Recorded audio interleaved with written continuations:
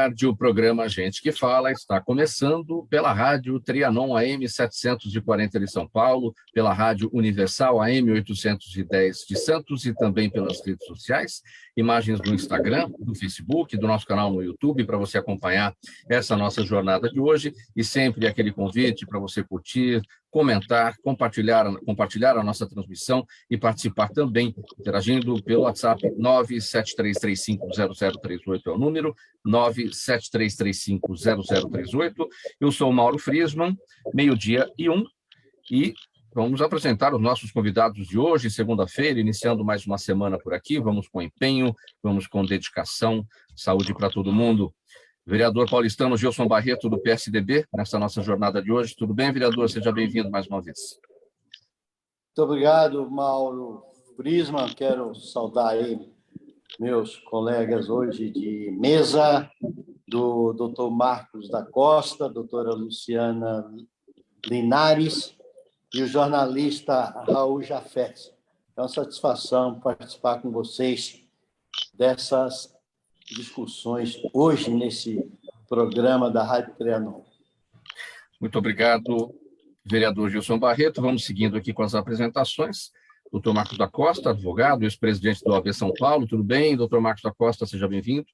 Obrigado, Mauro. Obrigado pelo convite. Os meus amigos de bancada, nosso sempre vereador Gilson Barreto, o querido amigo Raul Jafé, estava com saudades dele, e a nossa colega, minha colega Luciana Linares. É uma honra estar com todos aqui hoje. Muito obrigado. Doutora Luciana Linares, advogada, especialista em direito do consumidor. Tudo bem, doutora Luciana? Bem-vinda. Doutora Luciana Linares, com problemas na conexão. Nos ouve, doutora? Escuta sim, Mauro, desculpe. Vamos lá. Tudo bem? Boa tarde. Boa tarde aos meus caros queridos e amados ouvintes da Rádio Trianon, aos meus colegas de bancada. Obrigada pelo convite, pelo honroso convite, Mauro. Um abraço. E também o jornalista e empresário Raul Jafé, nessa nossa conversa para análise e debate dos nossos assuntos. Tudo bem, Raul? Tudo bem, bom dia, boa tarde, boa noite, onde quer que você esteja nos assistindo agora, em que lugar, né? Na Trianon, pela Universal, pelo Gente que Fala no Facebook, são os nossos canais de divulgação. Eu falo nossos, porque eu me sinto aqui da casa, e queria cumprimentar todos os nossos participantes aqui da mesa, o querido Marcos da Costa também, um carinhoso abraço, a nossa amizade é de muitos anos, mas também dar um destaque ao nosso querido Fausto Camunha, que eu estou tendo a honra de estar no site dele, Orb News, que é um site sensacional, composto por grandes nomes, e eu estou tendo a honra de também fazer a minha colaboração lá. Grande abraço, querido Fausto, muito sucesso. Obrigado pela presença, Raul Jafé. Vamos ao nosso primeiro assunto aqui para análise e debate de todos vocês. Após muita expectativa de que faria um anúncio de grande impacto sobre a guerra da Ucrânia, Vladimir Putin fez hoje um discurso bastante convencional para celebrar os 77 anos da vitória soviética sobre a Alemanha nazista na Segunda Guerra Mundial.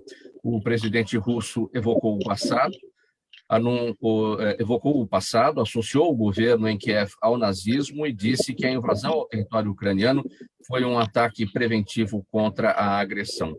Mas não anunciou nenhuma mobilização nacional ou declarou guerra ao vizinho, e muito menos à OTAN, que tem fornecido a maioria das armas usadas pelos ucranianos contra a Rússia.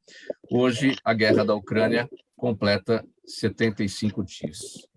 Raul Jafé, eu começo com você sobre esse tema. O presidente Putin se apropriando, né? Se apropriando da vitória sobre o nazismo há 77 anos contra a Alemanha lá na Segunda Guerra Mundial, insistindo nessa tese da desnazificação da Ucrânia como justificativa para essa invasão da Rússia, que a Rússia chama de manobra militar. Seu entendimento? É uma questão muito complexa, né? Segundo o Putin e algumas outras fontes, realmente a Ucrânia é tomada por sentimentos de neonazismo, ela tem corrupção ao extremo, e a gente não sabe exatamente se tudo isso é verdadeiro ou não, né?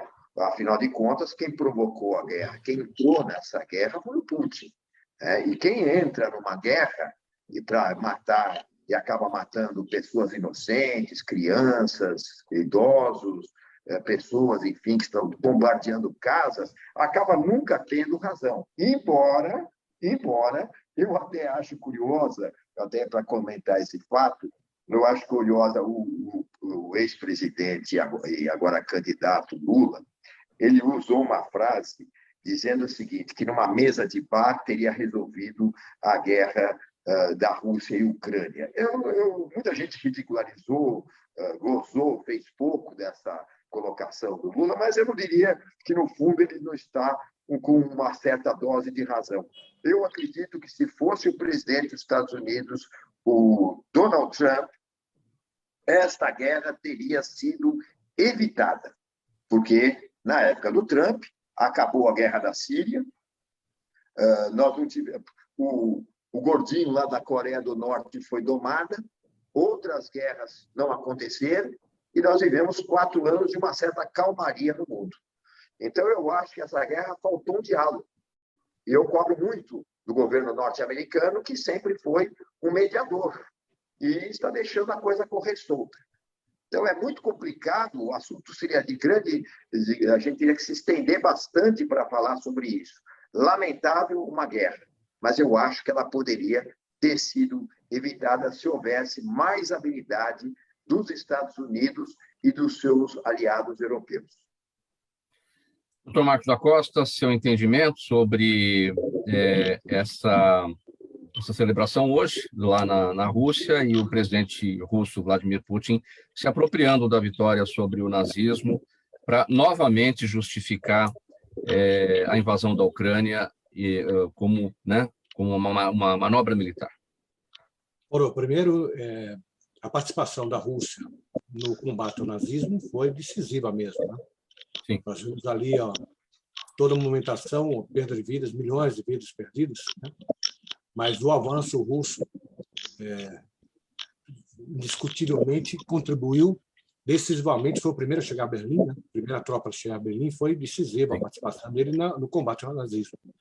Agora, o Raul disse, faltou diálogo. Eu acho que também o Putin se aproveitou do momento de estabilidade na Europa, né?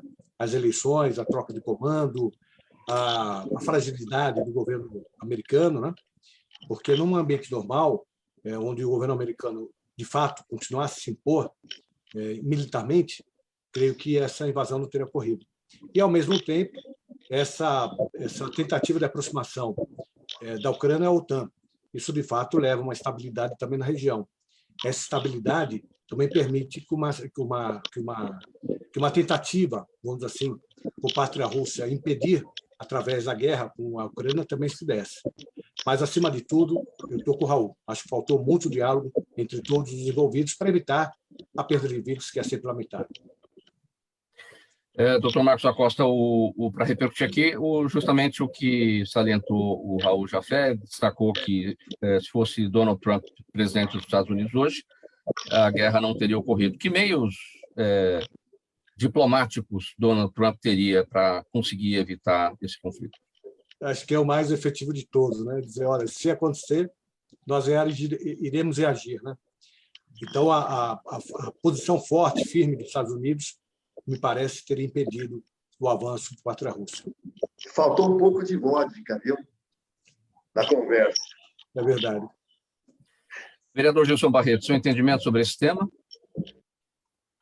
Mauro, olha, é a ganância do ser humano. E essa ganância, onde estamos chegando? É um absurdo. Esse Putin é um maluco, eu acho. Eu acho que ele queria desovar o material bélico, que já está ficando ultrapassado, e aproveitou essa guerra para a Ucrânia para querer aumentar a sua extensão territorial, a economia, e hoje quem está pagando são os inocentes, como sempre. É um absurdo, a gente sabe que eles poderiam sentar próximo a uma mesa e resolver o problema. Mas é um negócio é uma anormalidade. Que a gente está vendo aí, as pessoas morrendo a troco de nada. E eu acho que ele achou que era bem fácil cutucar a Ucrânia, que iria resolver numa semana, e hoje ele está, inclusive, com um grande problema que não sabe como recuar. Doutora Luciana Linhares, seu entendimento sobre esse tema. Mauro, inconcebível que após 2 anos de tanta dor mundial, em virtude de uma pandemia, nós tenhamos um cenário de guerra atualmente. Doutora Luciana, problemas com a sua conexão, travamento da imagem, travamento do seu áudio.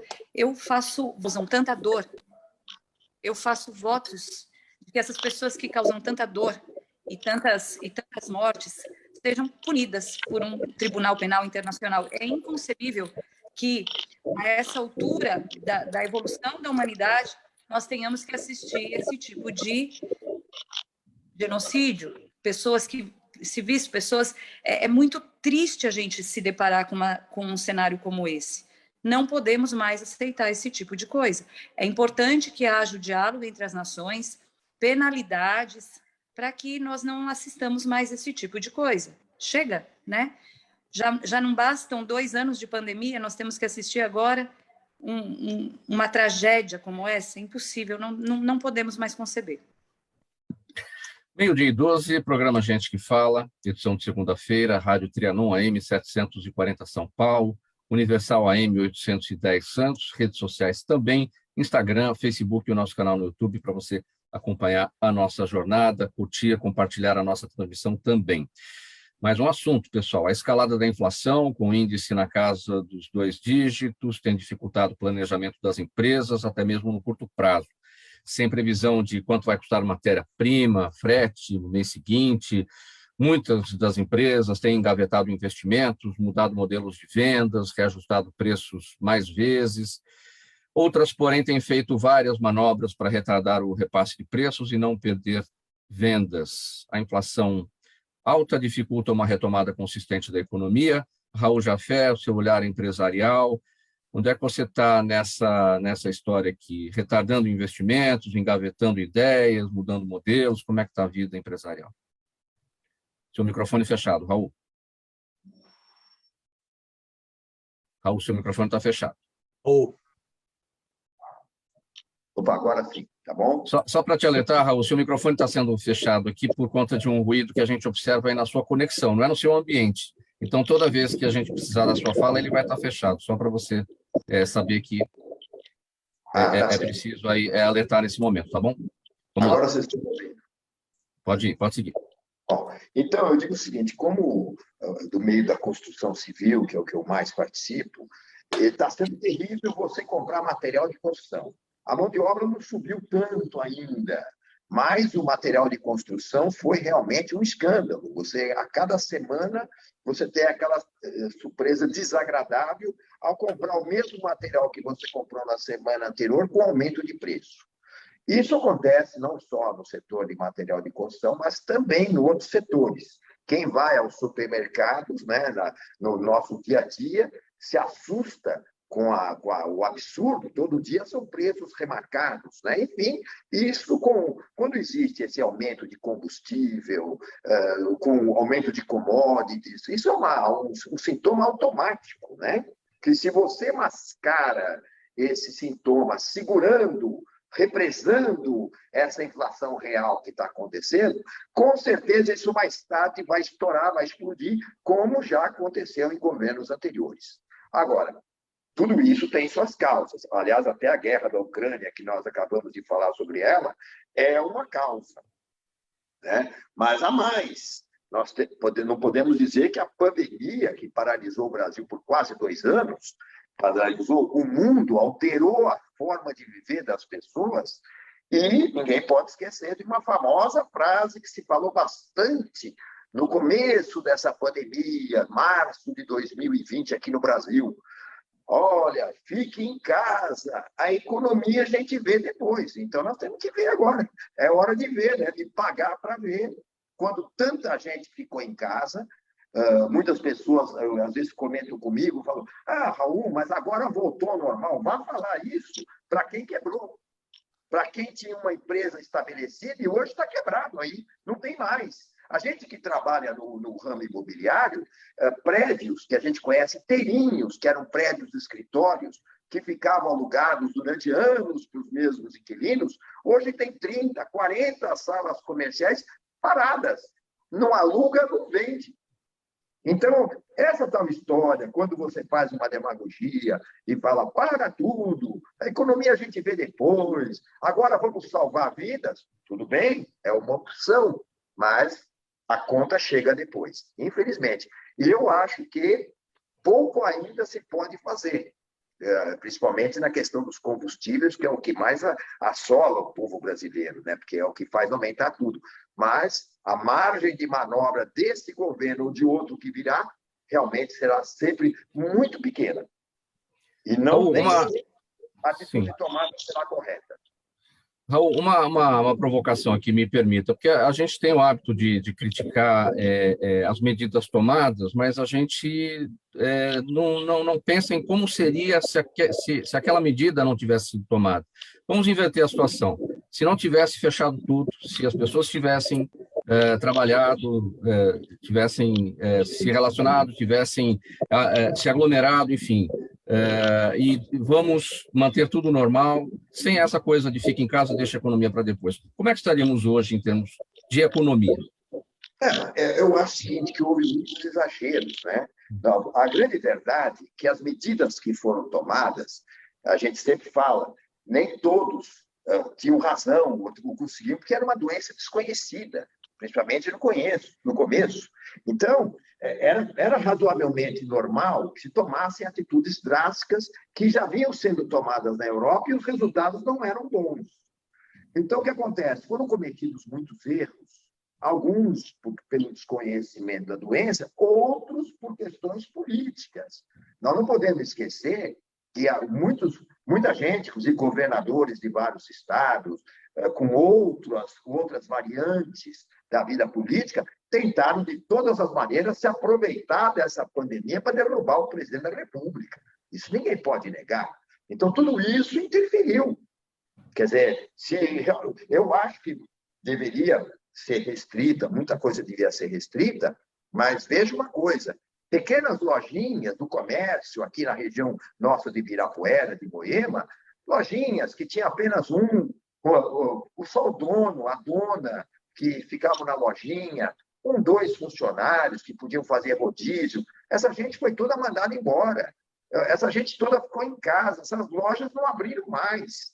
Então, é uma questão muito fácil. É fácil para a gente, que às vezes tem um emprego público ou tem um escritório que está recebendo serviço, continuar. Mas e as agências de turismo que quebraram, fecharam todas? Esses pequenos comércios que fecharam? Vai explicar para eles que eles não podiam trabalhar, que não deviam trabalhar. Só para complementar, eu citei rapidamente prédios inteiros que têm 30, 35 salas fechadas, até 40. Eu conheço, dentro dessas salas, cursos que eram dados por escolas de cursos diversos, técnicos, que fecharam totalmente. Então, você imagine só, é um caos terrível. Então, o negócio é saber o peso, dividir na balança a economia com a saúde. E aí saber o que é certo. Mas eu acho que, infelizmente, as questões políticas influíram demais em todas essas decisões. E nós estamos pagando essa conta agora. Vereador Gilson Barreto, as soluções estão nas mãos de vocês, dos políticos. Certamente a pandemia não veio para derrubar governos, uns governos, e beneficiar outros governos. A pandemia veio e agora os resultados estão aí, os efeitos estão aí, e os políticos vão ter que dar uma solução para os impactos que ela trouxe. E sem que isso vire aquela guerra que a gente viu o tempo todo, como destacou o Raul Jafé aqui, durante esse tempo todo, entre esquerda e direita, entre situações opostas aí, porque é o povo que está no meio, a gente tem que encontrar soluções. O que os políticos vão fazer, vereador? Mauro, essa questão da pandemia, do fechamento do comércio, eu também sou empresário, eu sou do ramo de contabilidade e a gente acompanhou de perto, sabe as dificuldades, mas foi um mal necessário para todo mundo. Não foi só privilégio de São Paulo ou do Brasil. Se não tivesse fechado, será que nós estaríamos aqui hoje participando desse debate? Mal necessário, foi uma coisa nova. A gente sabe que houve muitos erros também, muitos acertos, mas é uma coisa que dependeu de terceiros também. E o mundo demonstrou. O Brasil fez o que o mundo fez. E também eu acho que não teria outra opção a fazer. Claro que cada um de nós pagamos o nosso preço, pagamos a conta, estamos pagando e vamos pagar, sim, mas foi necessário. Eu acho que houve desencontro entre governos, segmentos, mas hoje, graças a Deus, estamos chegando à normalidade. Eu acho que tem que haver, principalmente agora, que tem que entrar o governo para poder resgatar isso, dar condições e não deixar as coisas ali às soltas, aumentando tudo. As pessoas, hoje, tem muita gente passando fome, tem como resolver, depende de posicionamento do governo, no executivo, legislativo, judiciário, todos juntos falando a mesma linguagem para a gente, que o Brasil é um país riquíssimo, um pessoal fabuloso, população, plantando, tudo dá nessa terra. Eu não sei, eu acho que está faltando um direcionamento que os nossos comandantes estão procurando e não estão conseguindo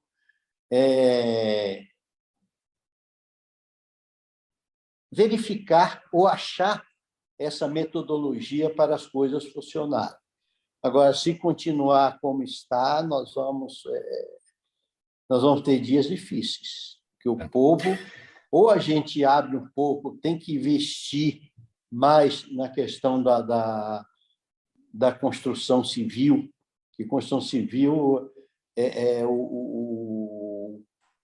o comandante do emprego nesse país, tem que facilitar um pouco. Agora, do jeito que está também aumentando, eu não sei como, eu não sou economista, tenho dificuldade em alcançar, mas eu acho que precisa tomar um posicionamento para que esse país pegue o seu caminho certo.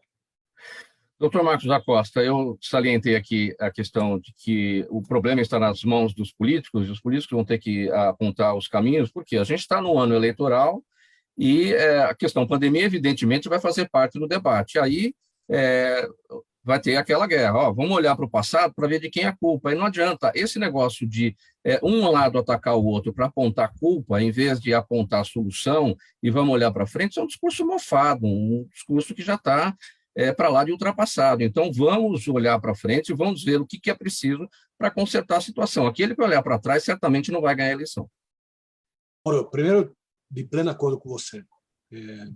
Nós vivemos um momento de pandemia, a pandemia foi uma surpresa mundial, não tinha a fórmula correta de enfrentá-la, então, com os acertos e desacertos, o fato é que morreu muita gente, graças a Deus continuamos aqui, mas olhando para trás, para lamentar as mortes que nós tivemos. O problema da inflação é mundial, não é aqui no Brasil. Houve uma desestruturação geral da economia, né? Nós vivemos uma economia globalizada, e essa economia globalizada que gerou muita riqueza para o mundo, mas ela se mostrou frágil num momento como esse, porque uma peça que era produzida na Índia ou na China, que fechou no lockdown em um determinado momento, deixou de ser fornecida para o mercado americano, para o mercado brasileiro, ela destruiu toda a cadeia produtiva de um determinado aparelho, né? Então, esse é um problema. Esse problema é mundial. A inflação não é do Brasil, a inflação é mundial. O segundo problema é o seguinte: no Brasil, nós sofremos muito mais. E aí vem, Mauro, uma falta dos nossos políticos de ter a sensibilidade de fazer as reformas que o Brasil precisava no momento adequado. Porque nós sofremos mais hoje com a desestruturação política no nosso país. Faltou a reforma administrativa, faltou a reforma tributária, faltou a reforma política de uma forma mais ampla, para dar credibilidade ao país, né? Então, nós sofremos hoje uma inflação que é mundial, mas essa inflação se agrega à desconfiança que o mundo tem no Brasil de fazer frente a crises como essa. Se nós tivéssemos feito as reformas que nós teríamos que ter feito, teríamos que fazer, no momento que a maré estava favorável a nós, o custo dessas reformas seria muito menor e nos daria a segurança hoje de enfrentar um momento de crise como esse. Nós pagamos hoje pela falta de responsabilidades políticas de enfrentar as mazelas que o Brasil tem e que só serão resolvidas mediante reformas que o Brasil precisa e conhece. E as reformas necessárias também não foram feitas, certamente, por conta da pandemia, que parou tudo, e parou, evidentemente, Brasília, parou o Congresso, parou o mundo. Né? Mas as reformas eram anteriores à pandemia. A pandemia, ela de fato, ela prejudicou o andamento do Congresso Nacional, mas não impediu a aprovação de outras leis, poderia ter feito a votação por meio eletrônico, e as reformas são identificadas há mais tempo, Mauro. Nós estamos aí patinando com reformas estruturantes do país, que são, já há muitos governos, são indicadas, sugeridas reclamadas pela sociedade civil, sugeridas pela classe empresarial, e ainda assim não tivemos a prioridade dada por parte da classe política. Luciana Linares, doutora, seu entendimento sobre esse tema. Mauro, o que nós temos hoje no nosso país é uma população endividada, sofrida com todo esse caos gerado por inflação, por uma economia desestabilizada, e, inclusive, parabenizo o nosso legislativo, que editou, no ano de 2021, a lei que regula a questão do superendividamento. É uma matéria de ordem pública, uma matéria de saúde pública. Nós temos dados da Organização Pan-Americana de Saúde, no sentido de que houve um aumento considerável do número de suicídios nos últimos 2 anos. A população se endividou demais. Então, nós temos um olhar atento. Problemas com a sua conexão, doutora Luciana Linares? A necessidade de uma regulação das relações de consumo, fornecedor, instituição financeira e consumidor, aquele consumidor que está desesperado por um crédito. Então, a minha preocupação é na proteção dessa pessoa vulnerável, desse hipossuficiente, que acaba se endividando, precisando de crédito, justamente porque não tem para onde correr, né? Esse é o meu olhar enquanto operadora do direito. Tá. Raul Jafé, para a gente finalizar esse tópico com você, começamos com você, vamos finalizar. O Brasil olhou essa questão da pandemia ocorrendo do outro lado do mundo, enfim, não fez a lição de casa quando poderia ter já tomado algumas medidas, vendo o que estava acontecendo do lado de lá. Já que não fizemos essa lição de casa, poderíamos fazer a lição de casa olhando toda a crise econômica que também está do outro lado, a inflação também que está do outro lado. O que estão fazendo do lado de lá que a gente pode adotar por aqui, guardando, evidentemente, as devidas diferenças, as devidas proporções entre os países, entre os próprios continentes? Não, e o Brasil não tá tão mal com relação aos outros, não. Números mostram que o Brasil está numa boa recuperação. Hoje, quando você anda pelo interior de São Paulo, ou você vê imagens do Brasil, as estradas estão lotadas. Os caminhões, os carros de transporte superlotam as estradas, tanto indo como vindo.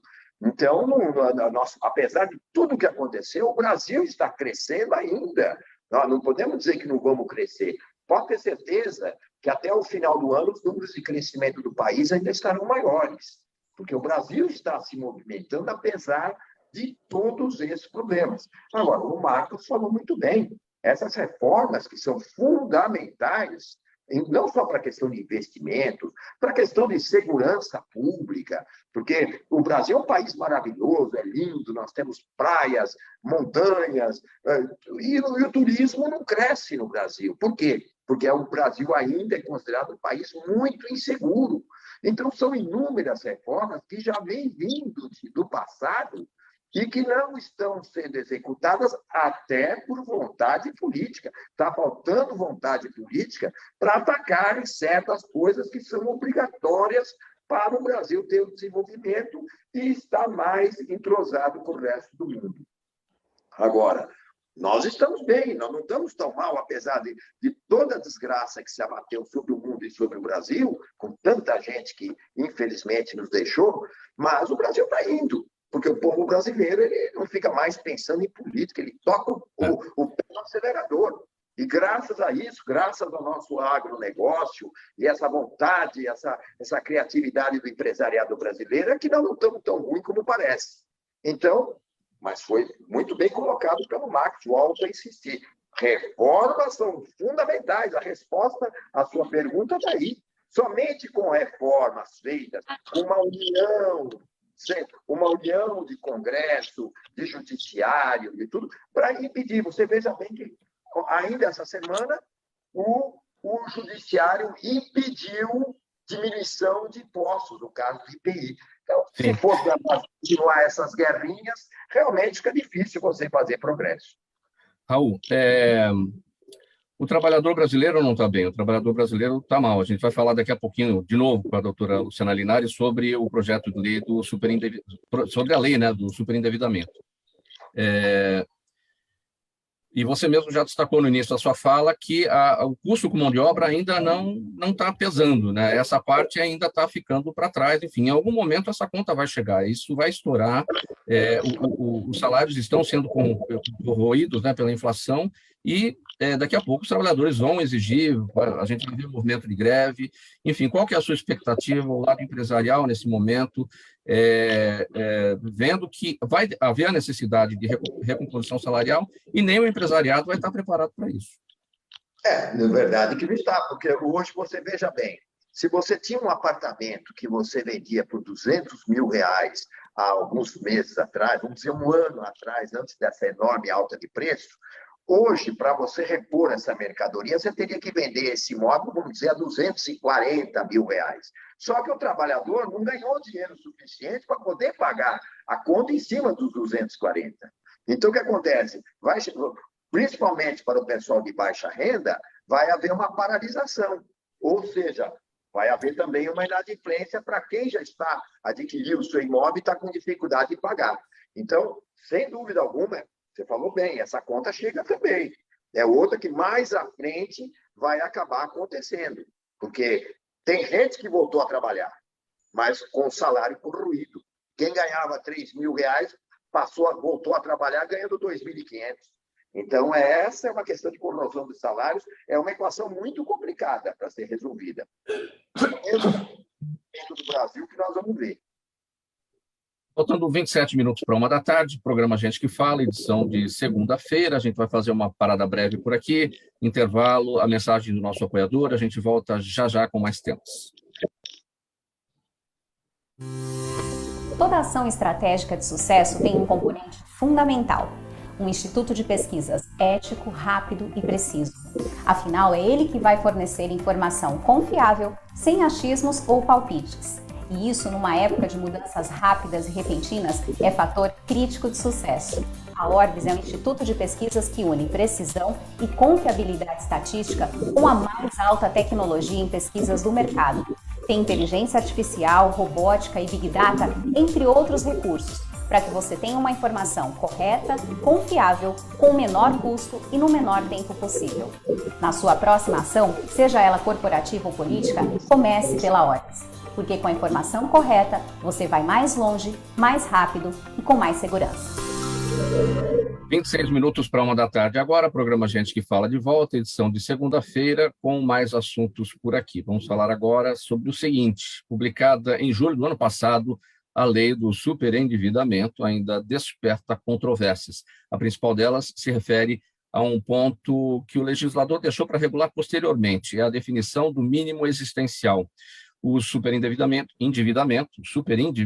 é a impossibilidade manifesta do consumidor pagar a totalidade de suas dívidas de consumo sem comprometer seu mínimo existencial, um conceito variável e subjetivo. Doutora Luciana Linares, aí, né, fica aquele jogo de empurra, aquela queda de braço, né, entre bancos e defesa do consumidor a respeito desse tema, né, por conta desse conceito subjetivo que cada parte vai ter. Justamente, Mauro. Nós temos que ter um olhar para o consumidor como a parte vulnerável da relação de consumo, da relação contratual.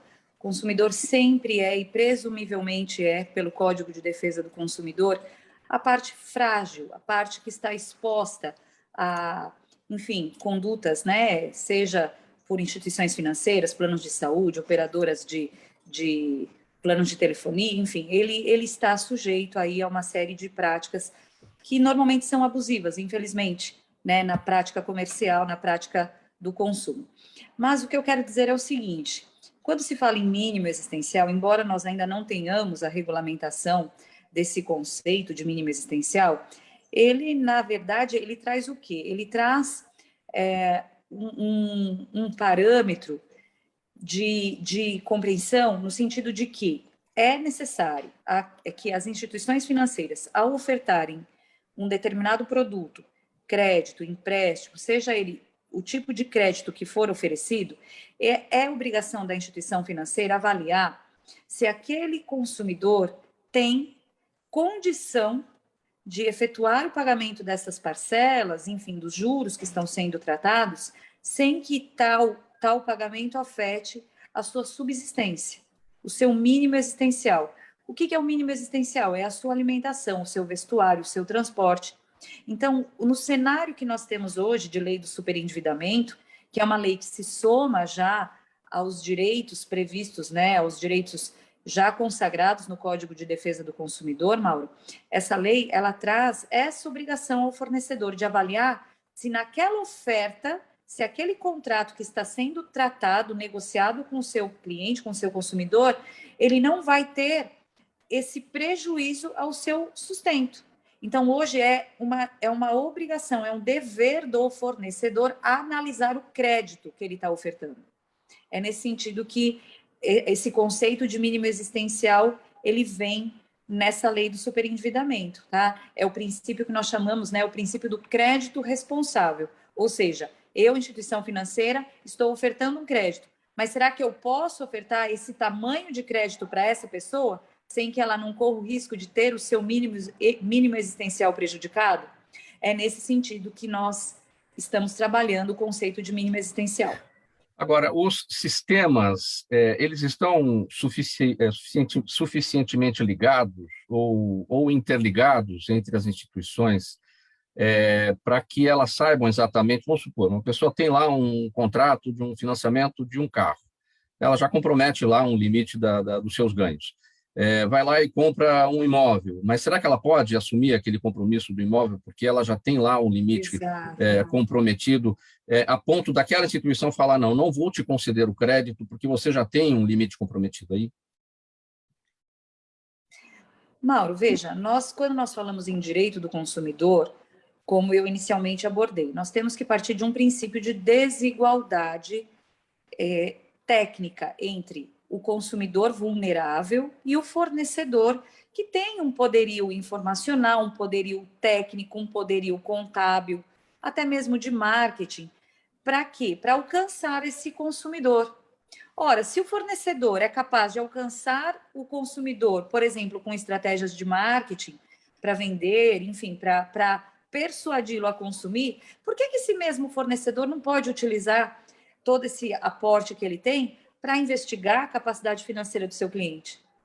Então, nós não temos dados e ainda não veio essa normatização da maneira como o fornecedor tem que agir para evitar a afetação do mínimo existencial, mas ele tem sim o dever de ter o olhar cauteloso ao ofertar o crédito. E ele tem condição para isso.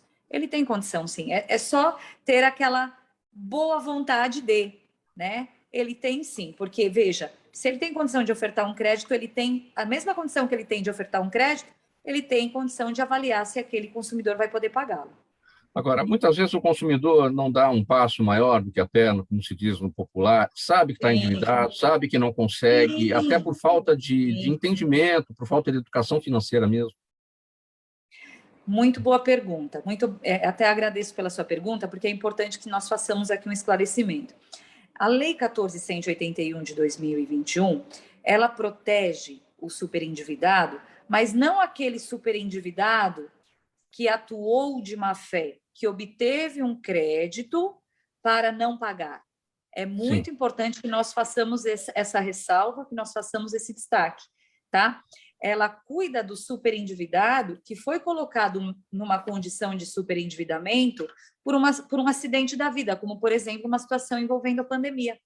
Ela vem nesse cenário de pandemia para cuidar daquele trabalhador, daquele pai de família, que não teve outro caminho senão o endividamento, porque precisou contratar um crédito, porque precisou, enfim, buscar um empréstimo bancário.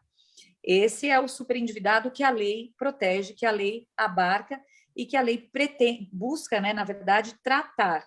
A lei do superendividamento, ela busca a prevenção e o tratamento do superendividado, mas não daquele superendividado consciente, aquele que fez o uso do crédito já com a ideia de fraudar. Esse não é o superendividado que a lei protege.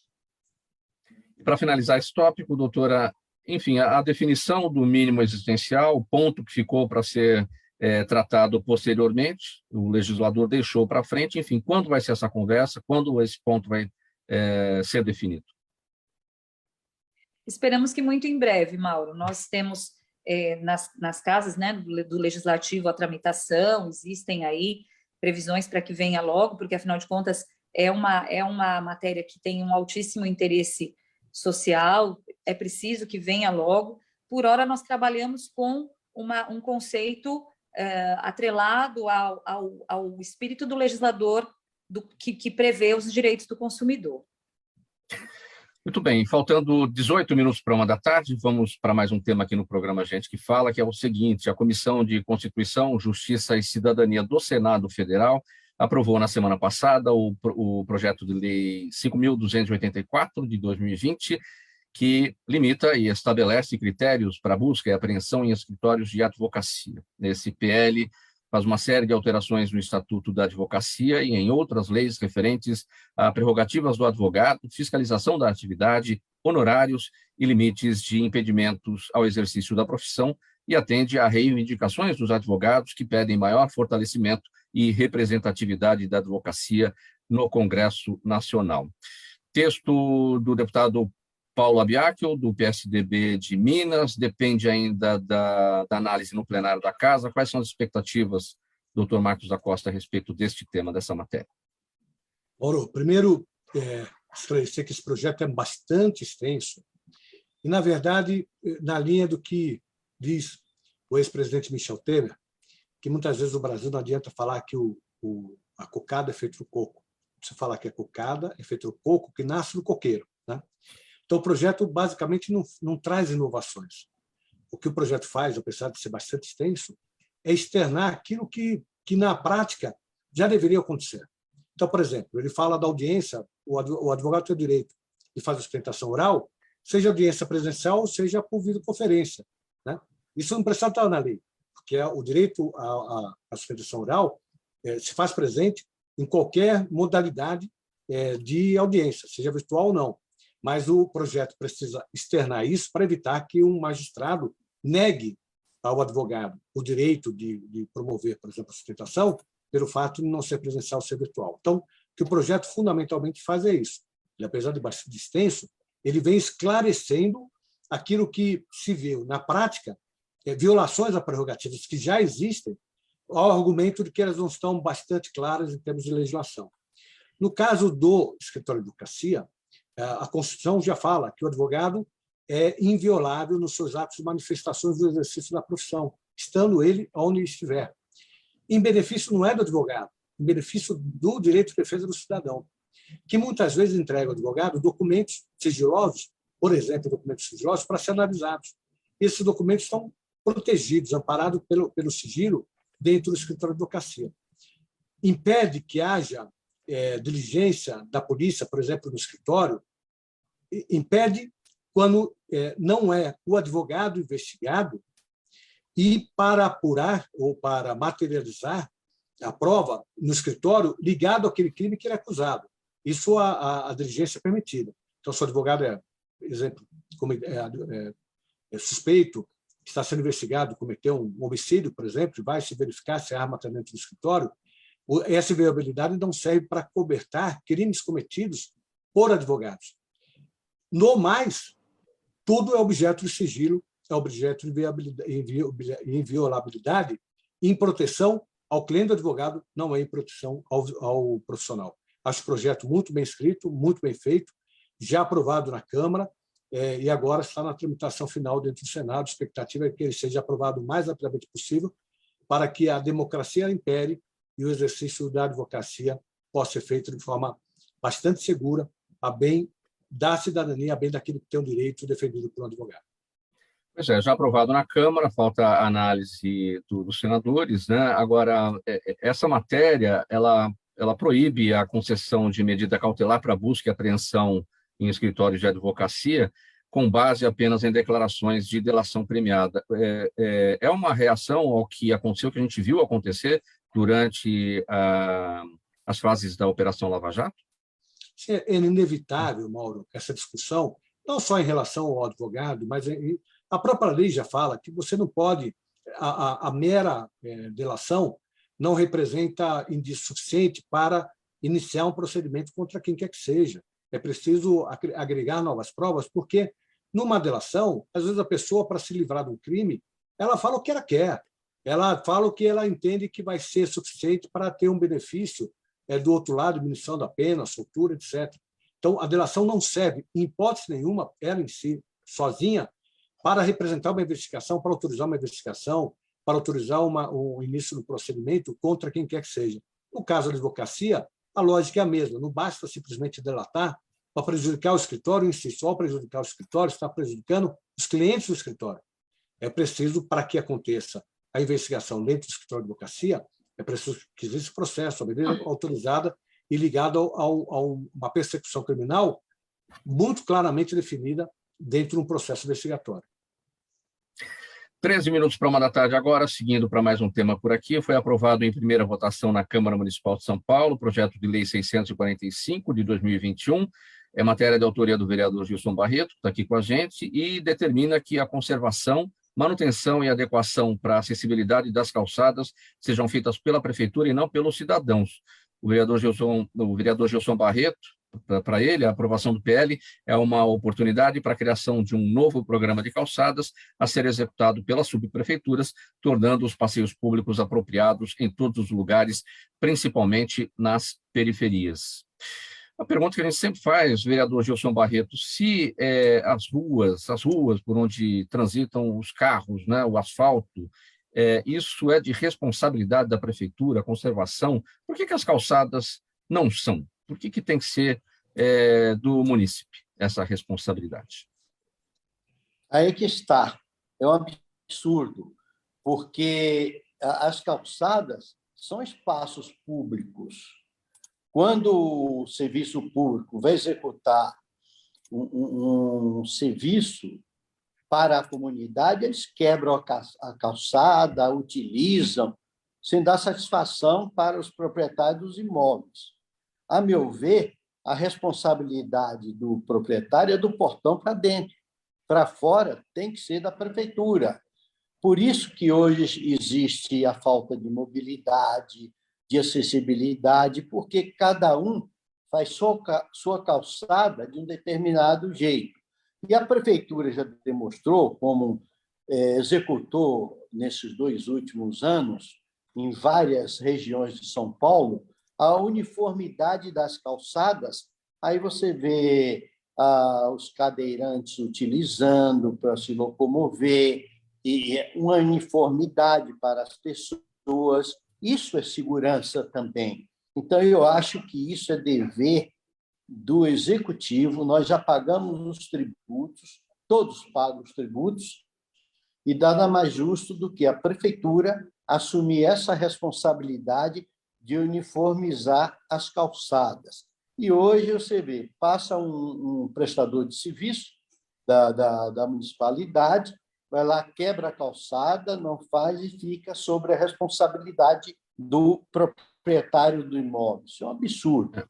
Então, por isso que eu apresentei esse projeto, já foi aprovado em primeira votação, espero que haja sensibilidade do Executivo para, na segunda votação, ser sancionado essa lei. Esse modelo de... como funciona aqui, né, da responsabilidade pela calçada ser do dono do imóvel, ser do munícipe, é um modelo copiado de Nova York, e lá funciona.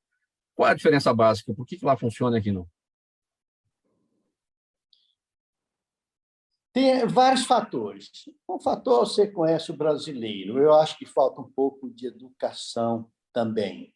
E ele acha, você pode ver que alguém varre da sua calçada o lixo, joga para o vizinho e deixa lá.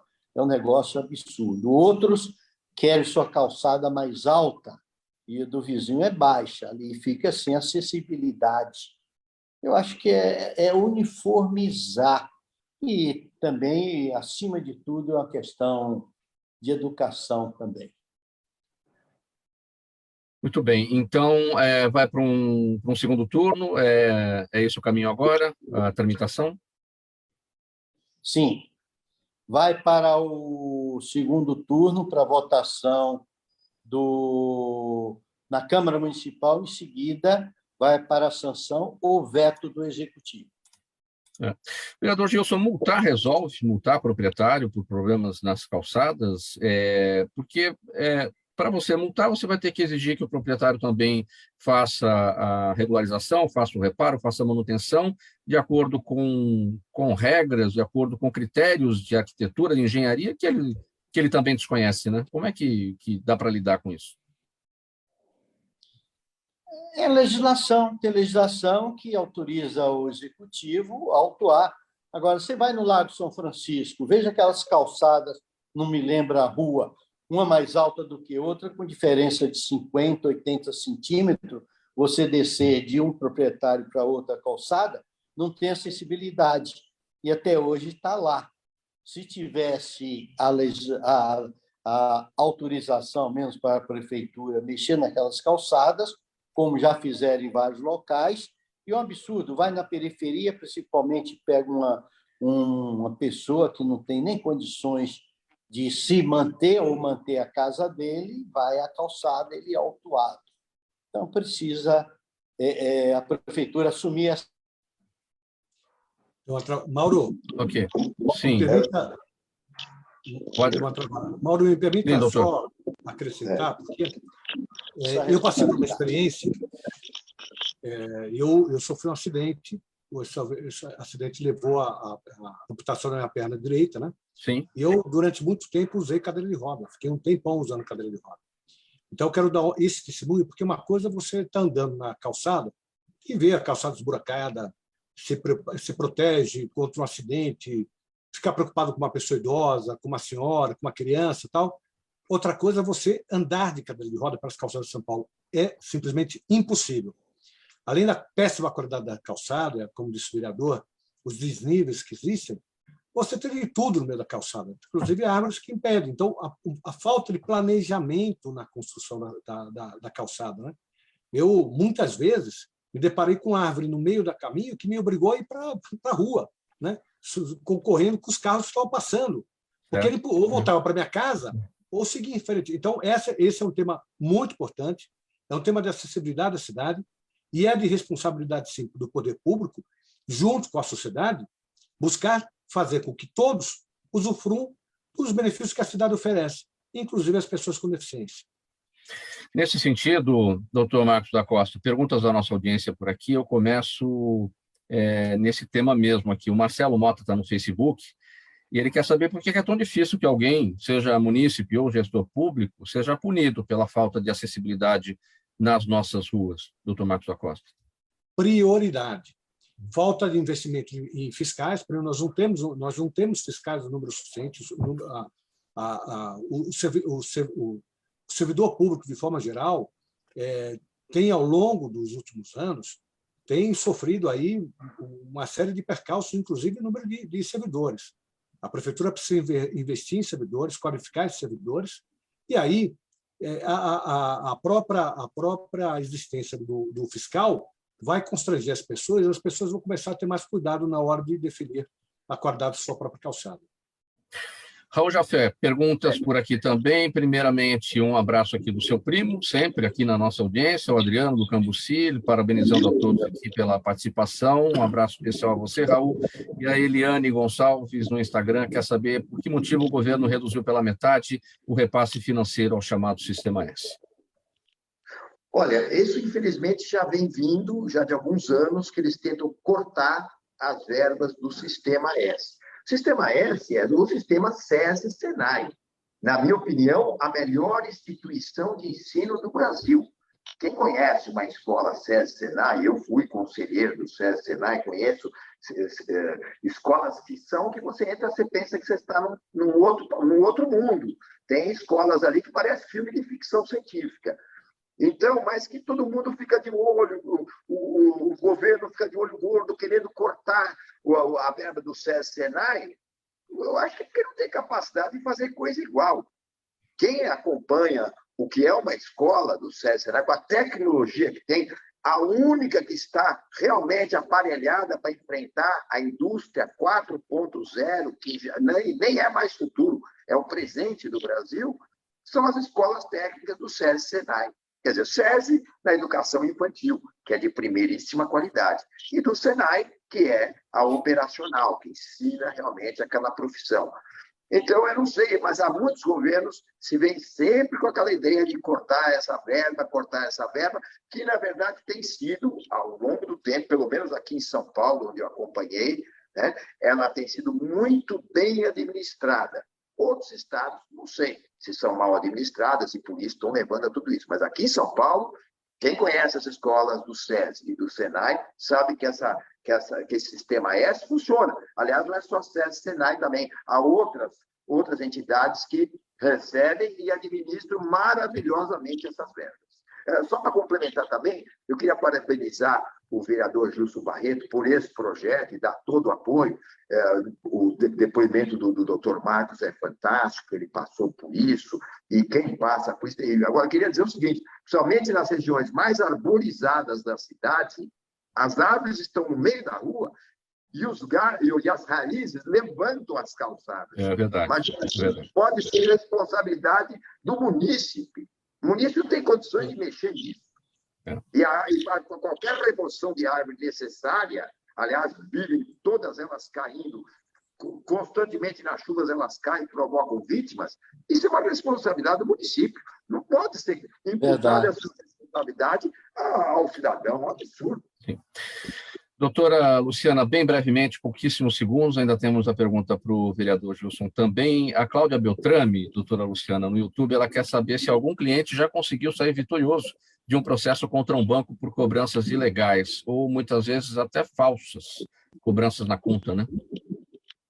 Sim, o judiciário ele vem se colocando de maneira muito firme quando ele se depara com situações envolvendo cláusulas abusivas, ofertas que não podem ser feitas sem avaliação do crédito, da capacidade financeira do cliente. Existe uma prática muito comum, que é a prática de publicidade, de, por exemplo, situações em que a instituição financeira oferta, por exemplo, um crédito, prometendo, por exemplo, que não vai avaliar se aquela pessoa tem o nome, entre aspas, sujo, e isso gera uma expectativa no consumidor, que, frustrada, causa nele, já traz a expectativa de obtenção de uma indenização por dano moral. Então, o judiciário, ele tem sim, ele está sensível a essas demandas voltadas ao direito do consumidor bancário, ele está atento às condutas, às cláusulas abusivas, ele está atento, inclusive, Mauro, na conduta do banco de não entregar as vias dos contratos aos seus clientes, isso é uma prática muito comum. Então, o que traz hoje a maior demanda no Poder Judiciário, quando o assunto é direito do consumidor bancário, é justamente a falta da informação, é a dificuldade que o consumidor tem de obter a transparência. O princípio da transparência no direito do consumidor, ele é um princípio muito, muito forte, precisa ser observado nessas relações de consumo.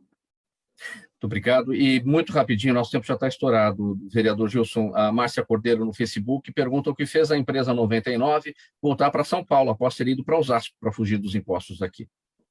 Muito breve. Nós aprovamos uma CPI, nós estamos em cima dos aplicativos, porque nós estamos preocupados com a evasão fiscal. Eles, por questões de um valor mínimo mais baixo nas cidades próximas a São Paulo, estão instalando as suas sedes nessas cidades e deixando de pagar os tributos em São Paulo. Isso é um absurdo, nós estamos em cima deles. A 99 já se comprometeu em vir para São Paulo. Esse nós temos, porque uma empresa dessa, em São Paulo, circula 300 mil carros por dia na cidade de São Paulo. E nós pagar o tributo, e aqui onde nós vamos, e para o investimento para a nossa comunidade. Então, isso é que nós estamos em cima, nós estamos com a CPI, Ok. 7 vereadores, nós estamos também com a questão de produtos Ok, falsificados também, Sim. que é um absurdo. Enfim, é isso que nós estamos trabalhando. Eu sei que o tempo aí está restrito, quero Sim, já esgotou. agradecer aí a oportunidade. Muito obrigado pela presença de vocês todos. Nós vamos pôr um ponto final nessa edição do programa Gente que Fala de segunda-feira. Participaram com a gente o vereador paulistano Gilson Barreto, do PSDB, advogado, doutor Marcos da Costa, nosso ex-presidente do OAB São Paulo, advogada doutora Luciana Linares, especialista em direito do consumidor, e o jornalista e empresário Raul Jafé. O nosso tempo está já esgotado, estourado, não vou ler aqui a nossa ficha técnica, apenas dizer que na sequência aqui da programação tem o musical Trianon, às 6 da tarde tem o Radar Paulista apresentado pelo jornalista Renato Albuquerque, e agora a repórter Luana Coutinho com as informações do trânsito aqui na capital paulista. 1 e 2, obrigado pela audiência, minha gente, tchau, até amanhã.